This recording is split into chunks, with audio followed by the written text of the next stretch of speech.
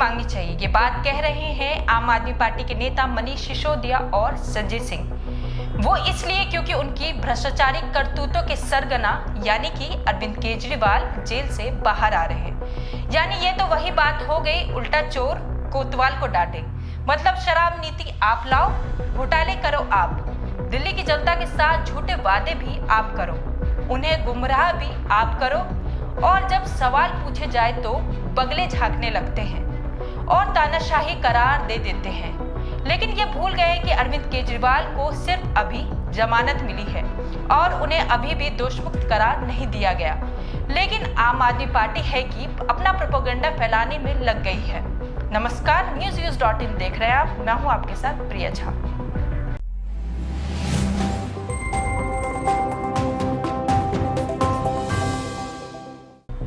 आम आदमी पार्टी के नेता अरविंद केजरीवाल के जेल से बाहर आने के बाद ऐसे खुश हो रहे हैं जैसे वो दुनिया फतेह करके बाहर आ रहे हैं। लेकिन आम आदमी पार्टी के नेताओं को ये निराशा होनी चाहिए कि वो कोर्ट के ऑर्डर को पूरा पढ़ने से पहले ही मीडिया और कैमरे के सामने आ गए और उन्हें इन बातों का राग अलापने लगे जो वो हमेशा करते हुए आए हैं। लेकिन किसी भी तकनीकी बिंदु पर उन्होंने कोई बात नहीं की। अपनी निष्ठा की बदौलत दिल्ली के और देश के लोगों की सेवा करके पूरे देश में अपनी लोकप्रियता हासिल की है। उनको जेल के सीखचों के पीछे आप नहीं रख सकते। जेल के सीखचों के पीछे रख के उनके हौसलों को आप तोड़ नहीं सकते। तो ये आम आदमी पार्टी के एक एक कार्यकर्ता के लिए बहुत खुशी का क्षण है, पूरे देश के लिए और दिल्ली के लिए बहुत ही खुशी का क्षण है। आज फिर से एक बार सुप्रीम कोर्ट ने यह कहा कि सीबीआई सरकार का तोता है।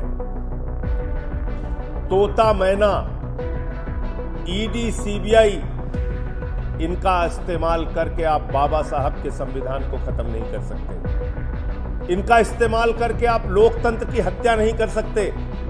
इनका इस्तेमाल करके आप दिल्ली की चुनी हुई सरकार को खत्म नहीं कर सकते। अरविंद केजरीवाल की ईमानदारी और उनकी लोकप्रियता को खत्म नहीं कर सकते। यह सुप्रीम कोर्ट के फैसले से साबित हुआ है। अब आम आदमी पार्टी के नेताओं को ये भी याद दिला दे कि भले ही अरविंद केजरीवाल जेल से बाहर आ रहे हैं, लेकिन सरकार में उनका कोई हस्तक्षेप नहीं होगा। कैसे चलिए वो भी हम आपको समझाते हैं। दरअसल जेल से बाहर आने के बाद केजरीवाल किसी भी फाइल पर दस्तखत नहीं कर पाएंगे। इसके साथ ही उन्हें दफ्तर जाने पर भी पाबंदी रहेगी। इतना ही नहीं, इस मामले में वो कोई बयान भी नहीं दे पाएंगे। अरविंद केजरीवाल न तो मुख्यमंत्री कार्यालय और न ही सचिवालय जा सकेंगे। किसी भी सरकारी फाइल पर तब तक दस्तखत नहीं करेंगे जब तक ऐसा करना जरूरी न हो। किसी भी गवाह से किसी भी तरह की बातचीत अरविंद केजरीवाल फिलहाल नहीं कर पाएंगे। इस केस से जुड़ी किसी भी आधिकारिक फाइल तक केजरीवाल की कोई पहुंच नहीं होगी।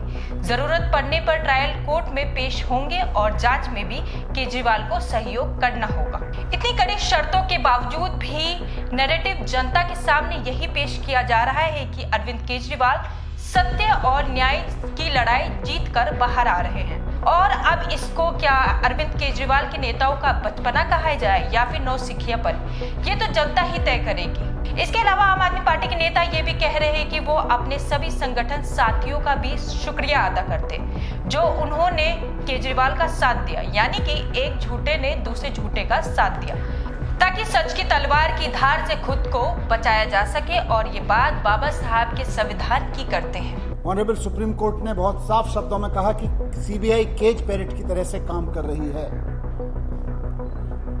माननीय सुप्रीम कोर्ट का यह फैसला सिर्फ पार्टी, सरकार या व्यक्ति के लिए, हमारे लिए महत्वपूर्ण नहीं है। केवल देश के आम आदमी को ऑनरेबल सुप्रीम कोर्ट का साफ संदेश है, साफ भरोसा है कि आप चिंता मत करो। अगर कोई तानाशाही चलाएगा, अगर कोई एजेंसियों का दुरुपयोग करेगा, तो देश का संविधान उसकी रक्षा के लिए है। संदेश साफ है ऑनरेबल सुप्रीम कोर्ट का कि तानाशाही के खिलाफ देश का संविधान हर आम आदमी के लिए रक्षा के लिए है। और भारत में अगर किसी की चलेगी, ना तानाशाही की चलेगी, ना सीबीआई की चलेगी, ना ईडी की चलेगी, ना इनके तानाशाही कानूनों की चलेगी। भारत में अगर किसी की चलेगी तो देश के संविधान की चलेगी। ये ऑनरेबल सुप्रीम कोर्ट के फैसले से साफ संदेश है। दिल्ली में 2025 में विधानसभा के चुनाव होने वाले और आम आदमी पार्टी के नेताओं में बौखलाहट का माहौल बना हुआ है। कई नेताओं में दुख तो इस बात का है कि अरविंद केजरीवाल के बाहर आने के बाद अब वो कैमरे के आगे अपनी हीरोपंती कैसे दिखा पाएंगे, क्योंकि सारा फुटेज तो साहब को दे दिया गया है। मतलब साफ है कि इस पार्टी के नेताओं को देश के लोगों से कोई लेना देना नहीं है।